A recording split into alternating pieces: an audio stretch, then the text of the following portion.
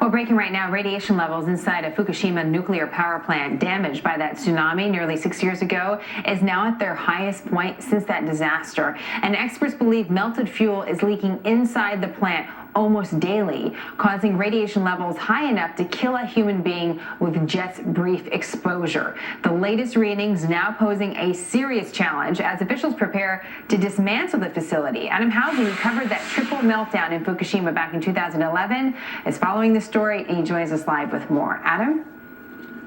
Yeah, Jenna, hard to believe it's been nearly 6 years. And when we initially covered that, it was that great video that came in that really showed the destruction that Japan had to endure from the earthquake and the tsunami. But no one knew at the time the growing threat, which today continues to only get worse. That was the tsunami that took out the cooling system at Fukushima that basically caused the meltdown of 3 reactors that continues to this day. In fact, we're told the most recent numbers due to those meltdowns that nearly 300 tons of radioactive water is dumped into the Pacific Ocean each and every day. The radiation levels, in fact, inside are now the highest level since 2011. Tokyo Electric Power Company, TEPCO, which is in charge of this area, reports that the radiation level has reached 530 sieverts per hour. To give you an example, it used to be 73 per hour. For people who don't know this stuff, let's put it into very simple terms. 4 sieverts can kill a handful of people. Right now, 530 per hour are being detected there.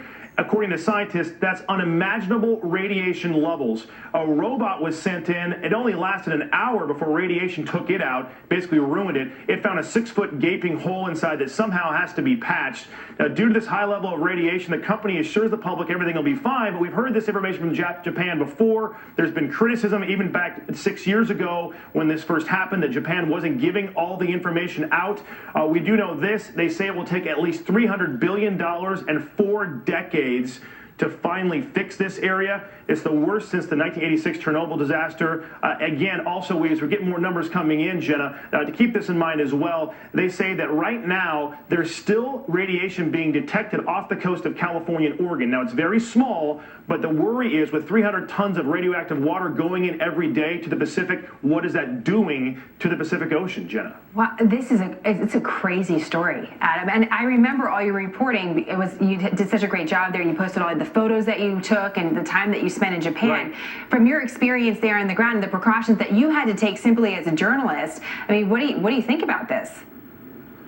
Well, we only got within 90 miles because we had protective gear, but, we didn't know what we were dealing with. And that was one of the biggest complaints. Even the U.S. military was complaining to the Japanese government at the time. They weren't getting the true numbers. And what some people are saying is, has it been this bad from the beginning? And how are you going to fix this 6-foot hole? I mean, a robot only lasted an hour or so because the radiation level is so high.